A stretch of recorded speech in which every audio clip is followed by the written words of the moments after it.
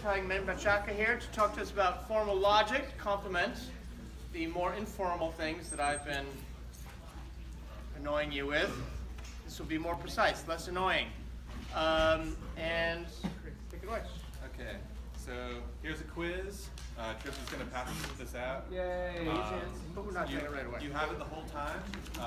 Just answer the questions by looking at the slides. You should be able to answer them. It shouldn't be too hard. What I'm going to teach you is like... All right, quiet down. What I hope to teach you... I just want to say again, this is difficult material and you have to pay attention, right? It will be totally fun, but you really have to pay attention in the way that maybe sometimes you totally don't when it's just me, right? Don't do that tonight. All right, sorry, go ahead. Yeah, so I think we should just get right into things. Hopefully how important this is will become immediately apparent. Basically, we're going to be talking about a formal language, a language that will be used to analyze the object language English, that you normally express the things that you hold inferences between. That formal language, we're going to talk about the syntactic features of, but today we're not going to evaluate those sentences. Today we are going to talk about some of the history as to why this particular system was invented, and my goal is to give you enough information by the end of the 2 lectures, this being the first one, so that you can do well in an intro to logic course if you decide to take that next semester or sometime in the future. So I'm going to talk something about Rutgers intro to logic, and then we're going to talk about the actual language itself, the logical language. So the past. This guy's name is Leibniz, and like Newton, he invented calculus. They both invented it at the same time. There's a controversy about who invented it first. If you take calculus here, you already know this. But the reason that he invented it, a lot of people don't know. He was motivated to try to come up with a language that would allow people to resolve any disputes whatsoever. Not by informally talking to each other, or gesturing, or yelling, or doing ad hominem arguments, or even persuading in a more formal yet not rigorous way. He said, I'm going to invent a language that will make people be able to perfectly understand each other. And that's why he tried to invent calculus. That's the purpose of it. It is this, so he has this famous quote, instead of arguing, let's calculate. So this person inspired this person. This guy's name is Frege. It was in 1879 that he invented a logic that's more complicated than the one that we're going to actually use. We're going to be focusing on a limited form of his logic because it's too complicated to get into identity and quantification. I'll talk a little bit more about identity quantification, and how his logic is developed and how that relates to an intro to logic course at Rutgers a little bit later.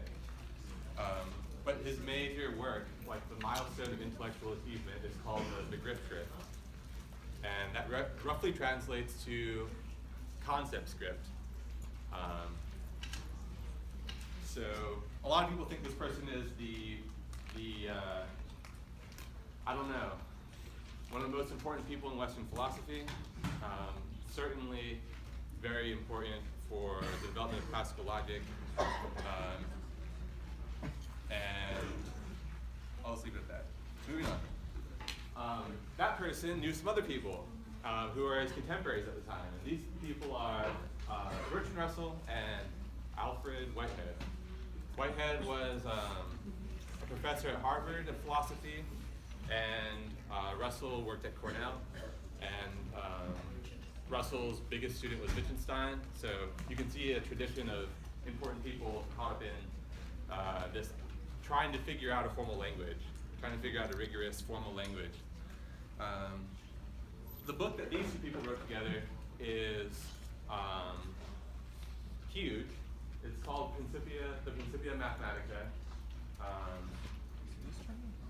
And we're not going to be looking at it, but it's important for me to just mention these people to you because a lot of people, because it's on the Principia Mathematica that, for instance, Kurt Gödel, who's a really important mathematician and philosopher, was able to prove certain formal principles about the limits of our formal reasoning period.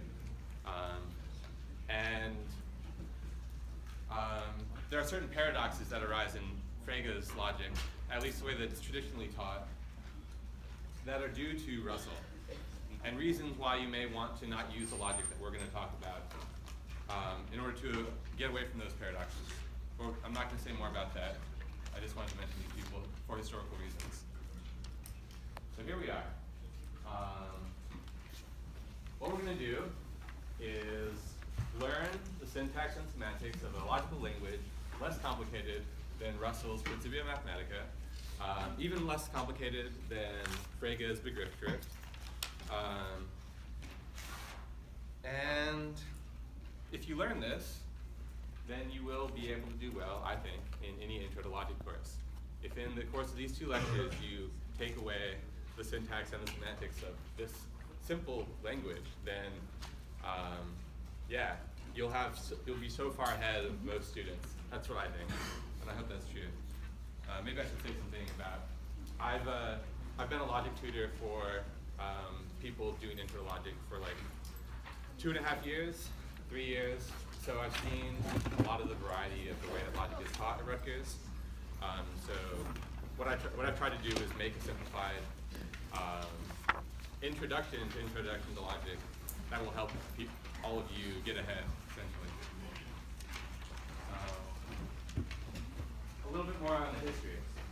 So this is a book that you can read. It's also a comic. It's fun and entertaining, and it's pretty accurate. And it tells you the way that Bertrand Russell got motivated to give a foundation to mathematics, which is his logic. And it tells you the relationship that Wittgenstein shared to him and who Frege was, and a little bit of their life, so you can understand why they'd be motivated. So check that out. Now, I'm going to talk about how the tradition that we're following, that's classical logic, diverges from a different tradition that is called intuitionistic mathematics, or intuitionistic logic. So I don't have this on the slides, but this guy named Greg Cantor came up with a theory of transfinite numbers in 1890. And using those numbers, he was able to rigorously define infinities that extend beyond the natural numbers. And to show that there are many, many different kinds of infinities. And this resulted in problems in mathematics, in analysis. You don't have to worry too much about those details, but in order to solve those problems at the foundation of mathematics, different people tried to, there are basically two answers to solving that problem of these different kinds of infinities and the paradoxes that result from reasoning that way. The intuitionistic logician thinks that mathematics is fundamental and that logic is a notation on mathematics. So like, the intuitionistic logician thinks, I have some mathematical ideas and I'm using them to reason, and what I'm doing when I write things down is I'm trying to get somebody else to think the same things that I was thinking. I'm trying to, and it's just I don't know, the script could be otherwise. There's nothing fundamentally important about the thing that I'm writing down. What's important is how I'm able to reason through the inferences that I take to be primitively compelling. So this quote is an important one. It's from, so Brouwer is the dude who's credited with inventing intuitionistic mathematics, and then this guy named Haighting is his best student, in my opinion. Yes? Quick question about the quote.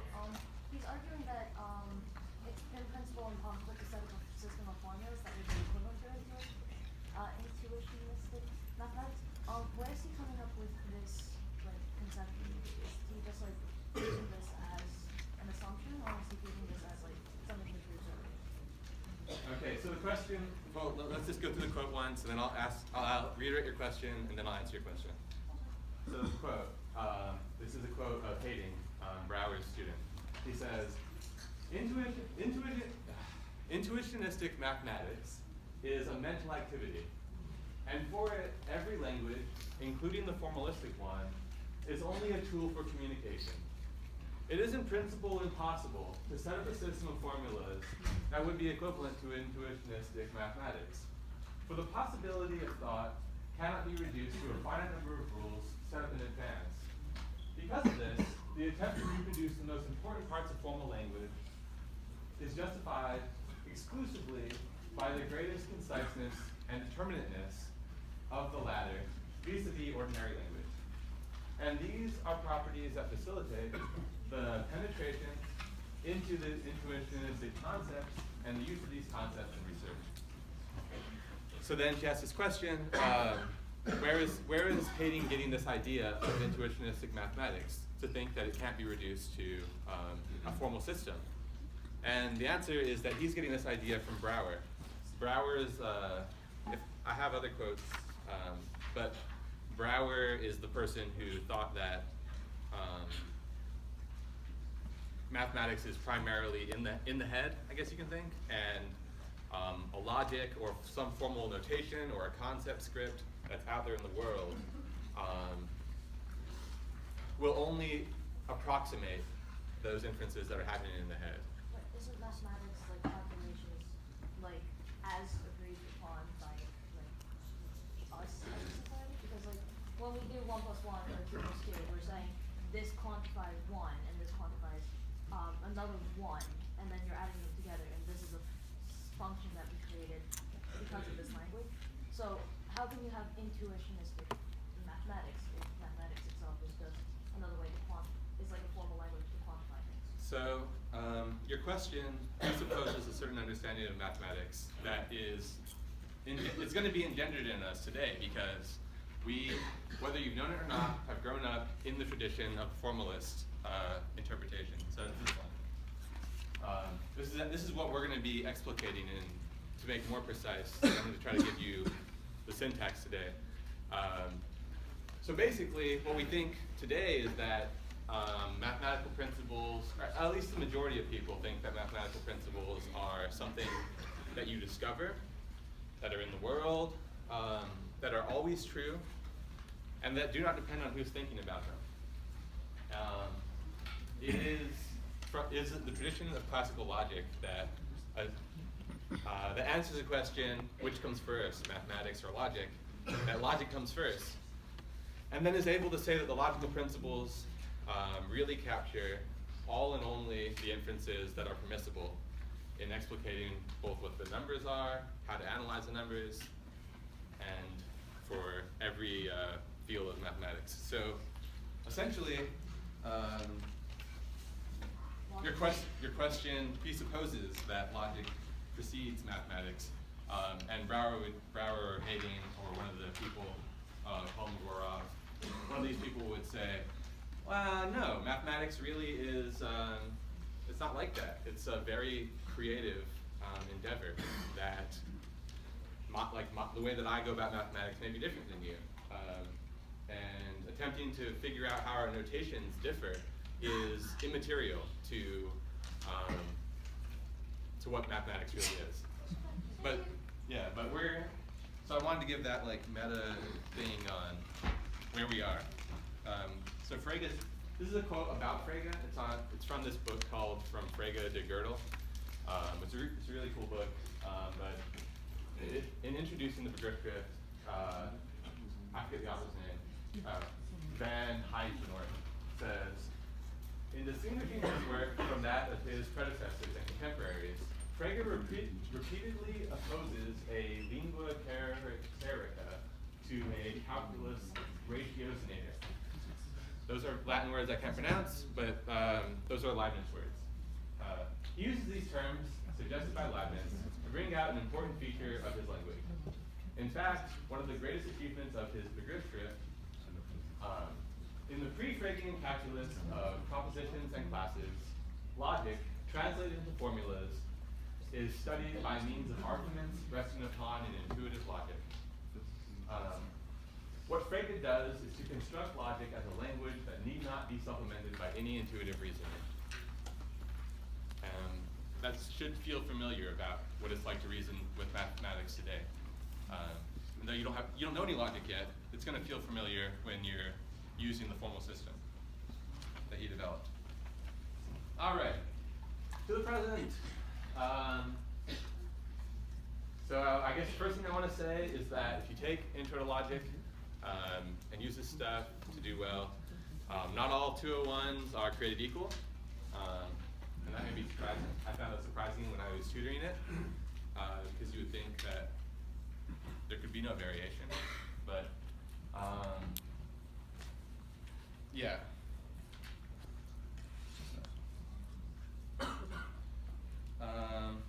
So before talking about how 201 classes differ, I need to say something about what the syntax's parts are. So they're listed here. We've got the variables, we've got the logical connectives that hold them together, some punctuation that is like not strictly the logic, but is used to understand or to write stuff down. We have a notion of what is well-formed and what isn't. You can think in parallel. In English, we have a notion of what's grammatical and what isn't grammatical. So that's that. We have a way to pronounce the formulas when they're written down in the concept script as opposed to in English.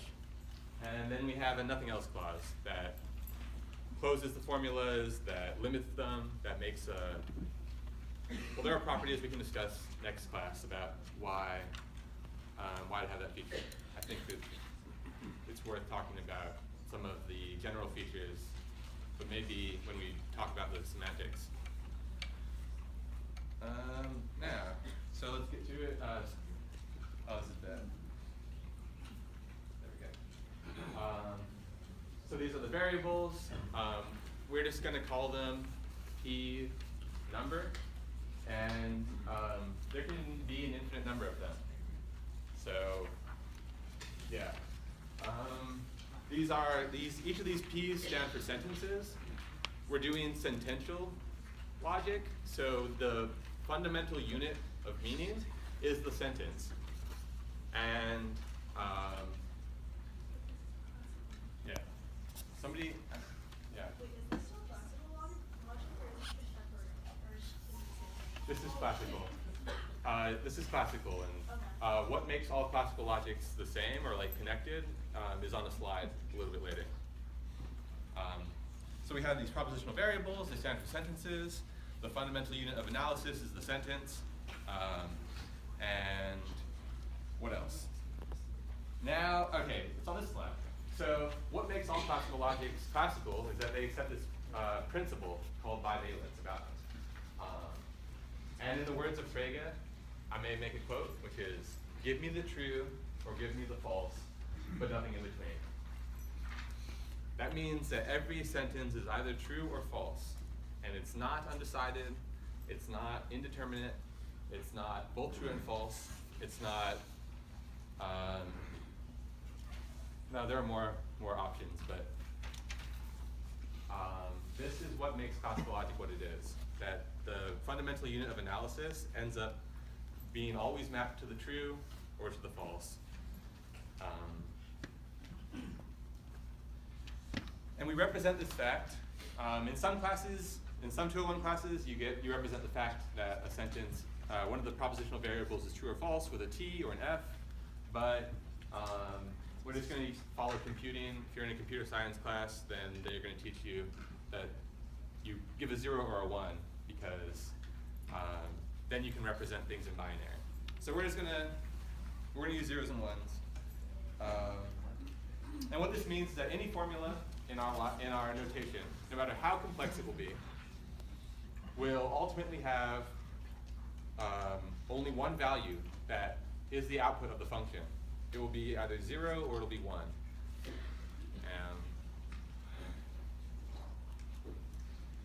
But if there's like maybe some more historical stuff, you might disagree with this idea that things are either true or false, that any sentence is either true or false. How? Well, the intuitionists would say that this principle they don't agree with. This is one of the big differences between those who think that mathematics is more fundamental than logic. Those intuitionists that we saw earlier thought that that principle cannot be supported because what it would involve is a general way of constructing, it involved constructing a procedure where you would take any sentence and either be able to prove it or be able to prove that it leads to a contradiction. And in general, it can't be assumed prior to looking at what the formula are, or the sentences, and how they are related. It can't be assumed prior to that you will be able to prove it or let it result in a contradiction. Some other examples of things that you may think are not true or false sentences in English is I will wait tomorrow. Like if you are a presentist, then you might believe that the present is the only time that exists. So a sentence like I will wake tomorrow has no truth value. The future doesn't exist, so there's no way that it can have truth value. Similarly for the past, though most people have this intuition that the past exists, if you believe that the past doesn't exist, those sentences about the past are not true or false. What about like fiction? Some works of fiction has lots of sentences that seem to be true or false. But you might think that's just, what we mean there is that they're true in the book. We don't mean that they're true really. If I say Sherlock Holmes lives on 221B Baker Street, that may not be either true or false. That could just be a sentence in the book that you can't evaluate because there is no world in which Sherlock Holmes lives. If you think that sentences can be neither true nor false, or that some can be both true and false, or some can be undetermined or undecidable, then you will disagree with a fundamental principle of classical logic. So this is not entirely related, but the classical logic that we're talking about has sentences that are connected by logical variables that are evaluated as true or false. But you could introduce, and you will introduce if you take 201, these things called properties. In English, we say that we predicate like y is tall or x is red. And that relationship of a predicate to a subject is more complex than the language that we're going to look at. Introducing these properties is what gets you to predicate logic. So, whereas we represent Socrates was the most annoying homeless man ever as P1 in sentential logic, instead you translate that same sentence as for S, where S stands for the particular Socrates we have in mind, namely the teacher of Plato, and S stands for and A is the predicate, which is pretty long. It's this single predicate being the most annoying homeless man ever. So a logic that has predicates and subjects is more complex than what we're talking about, and is beyond, in a different way, classical logic. And what about after that? Typically, in intro to logic, you then get to quantification. So in quantificational logic, like this is usually the last month, 2 months, maybe month and a half of your 201 course. Then you get to talk about things like all, or some, or there is at least one, or there are at least two. Things that we can represent. In quantificational logic, we add the two basic concepts which range over the entire formula. For all, so all men are Socrates, i.e. annoying, gets translated as for all x, if x is a man, then X is annoying. If we translated that back into English, it reads for all X, X is annoying, X is annoying. And you see how the universal, this is called a universal quantifier, the X in front of the whole formula.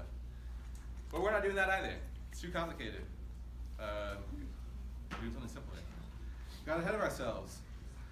I just wanted to show you those kind of things because in 201, depending on who you have, you'll get to predicate logic and you'll get to quantification logic. You'll be able to reason about all swans, ravens, red things, between relations, etc. In fact, it's worth noting that Frege's logic in the Begriffsschrift includes statements of how to evaluate identity between individuals, as well as how to quantify over all objects in the domain. So we're not even going to do all of Frege's logic. We're just going to do a fraction of it. Oh, finally, in some 201 classes, you don't do quantificational logic. The kinds of logic that are classical are deductive,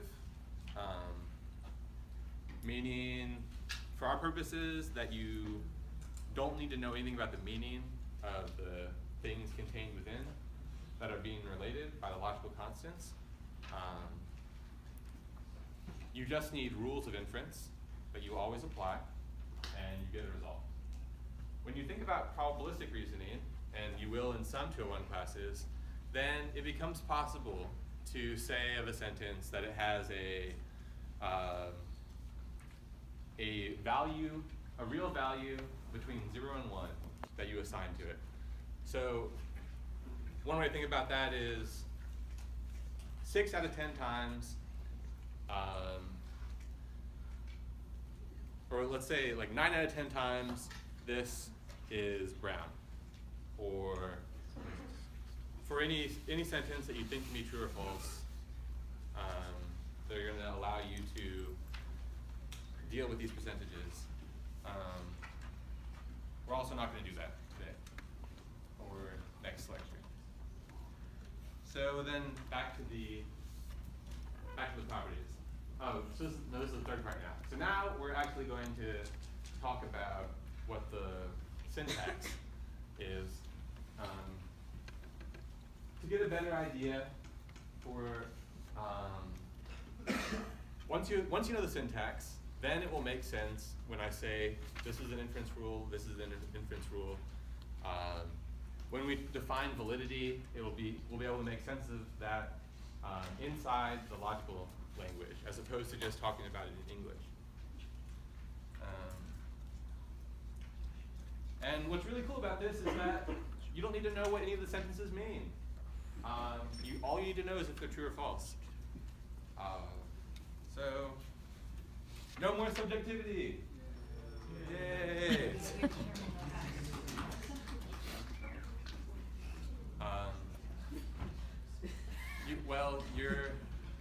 You are following the rules of inference.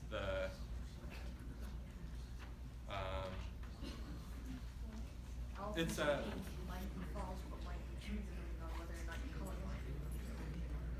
well, evaluating the truth of the sentence is different than giving the possible truth values of the sentence. So the language that we're going to use will allow for all possibilities of truth assignment. And regardless of the way that you evaluate a particular sentence, given the stipulation that a sentence, or given the stipulation for every sentence in the premises are either true or false, you'll be able to determine whether the conclusion is true or false. So in other words, yeah, all possible truth values are going to be given. All right, so back to this. Now we just have to go through the different parts of the syntax. And then we'll be ready to translate and then use the syntax to reason. There's the variables, again, there's one for an infinite number of sentences. Intuitively, the fact that our meta-language, the logic, has an infinite number of individual numbered letters captures the fact that an infinite number of sentences are available in our object language, English. But there's a deep issue here, so we're going to take another aside, concerning infinite sentences. So I had Trip send out a announcement.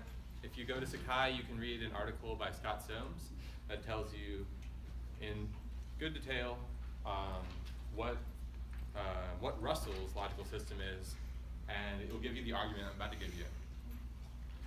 But if you don't want to read that, here's the argument for why there are an infinite number of propositional variables. One, suppose that there are only finitely many propositional variables in the logic. Okay? Next, suppose that the successor of any propositional variable cannot be 0. That makes sense. In most axiomatizations of arithmetic, the null set cannot be the successor of any set. But the successor of the final propositional variable, of finitely many propositional variables, would be nothing, would be the null set. But nothing is 0. So our supposition, 1, that there are only finitely many propositional variables in the logic, must be a mistake. Therefore, there must be infinitely many propositional variables. If you're suspicious of this argument, please read the article I sent out. Moving on. All right, the second thing. So now we've got an infinite number of sentences that we can evaluate for truth or falsity, and now we've also got these logical connectives, and these are probably familiar to you. Maybe not, maybe so. They are the forms of that various sentences make.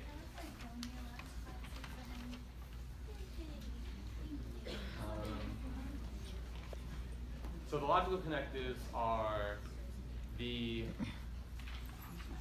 all the possible ways of assigning truth when they take as arguments sentences, which is a mouthful, but take and.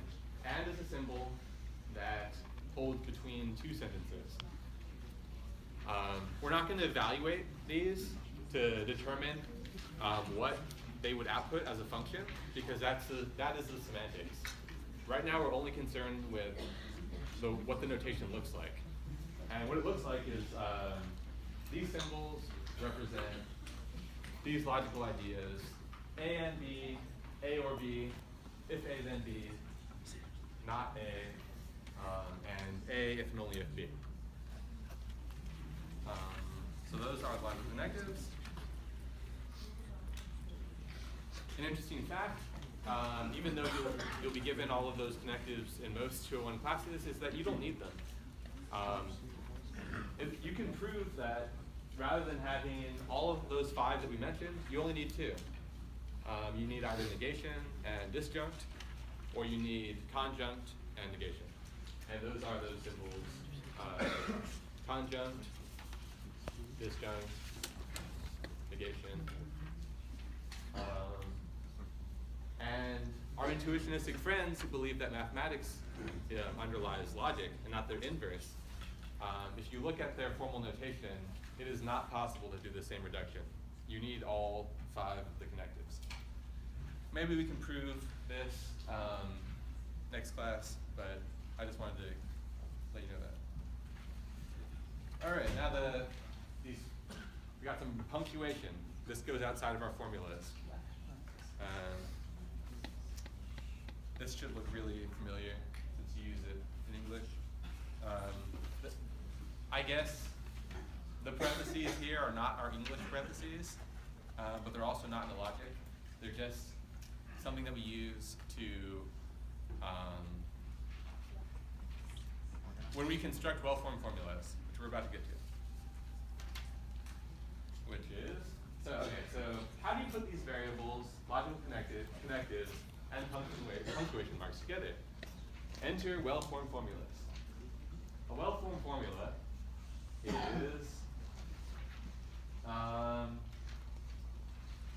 grammatical sentence in the logic. Just like you have a grammatical sentence in English, so you have a grammatical sentence in the logic that we're defining. And that's what a well-formed formula is.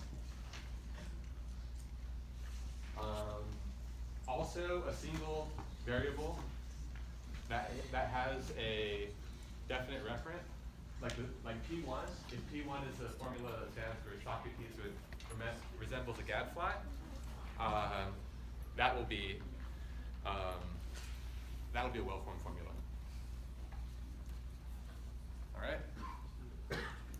And this is cool. I found in a book a way to define all the well-formed formula. If A and B are well-formed formula, so is not A or B, A and B, if A then B, and A if and only if B. Using that single sentence, you can generate all the well-formed formula of our language. How do you do that? Oh wait. All right. So here's how they're pronounced.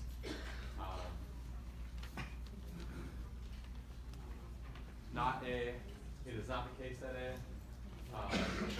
Or in our logic is inclusive as opposed to exclusive. So I should explain that. English exclusive or means is something like this. I'm going to give a lecture tonight, or I'm going to sleep. That means that if I do one, I'm not going to do the other. And if I do the other, I'm not going to do, the one.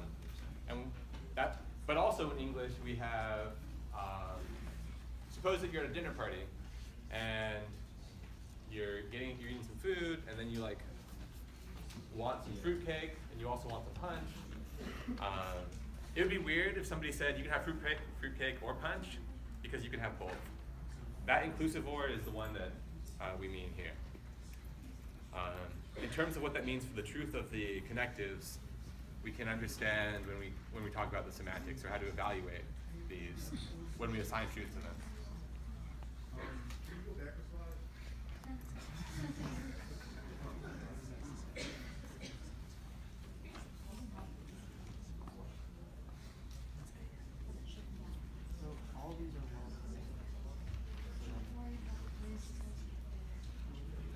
Yes?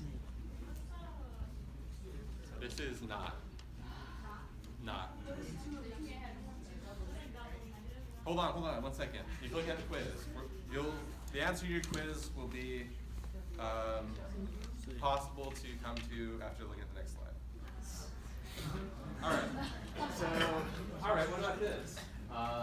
So here's a reminder on the top of what well-formed formulas are. Since A and B stand for any well-formed formula, by substituting in one of the well-formed formula, which remember can be A by itself or can be B by itself, you can generate infinitely many well-formed formulas. I have an example of generating some formulas here. Suppose A. More strictly, in our notation, it's going to be P1. So suppose P1. From P1, you can infer, if that's a well-formed formula, then P1 or P2 is a well-formed formula by the reminder on the top. Okay. Well, then you can replace one of the variables, B, with another well-formed formula. You say if B is a well-formed formula, then so is if B then C. And that gets you to 3. Finally, you can replace B again. This time you replace B with one of the different rules for generating well-formed formula. You use if B is a well-formed formula, then so is if or B or C. And so you see how B gets replaced by B or C. And 4 is a well-formed formula. You can continue to do this for infinity, and you'll always get well-formed formula. They'll always come out to be either true or false. We'll always be able to evaluate them. So now you can use your own reasoning to look at the quiz and decide which of those you could possibly generate. Are the arrows, why are there more dashes on one? That's just because I was typing and messed up. Sorry. All right. Moving on. The final piece of the syntax is you can't get well-formed formulas any other way than the way that we just described. No other sentences are going to be meaningful in the logic besides those that are well formed. And finally, we have a quick summary. We have propositional variables. We're doing sentential logic, so the variables are sentences. The fundamental unit of analysis of meaning is the sentence. We have logical connectives that stand between the sentences, so the sentences can be evaluated for truth when they're complex. We've got some punctuation marks that get introduced in order to allow the sentence to be only parsable in one way, or disambiguated in one way. Then the rules for making well-formed formulas on the basis of the first three things gets you all possible well-formed formula. And finally, that there are no other well-formed formulas. That's it. Can you go back to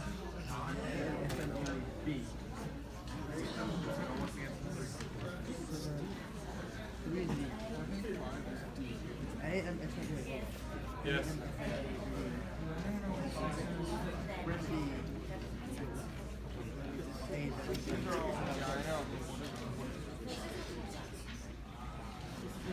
So it's just like, it's like a circle. So if it's A, then it's also a B. If it's B, it's also a B.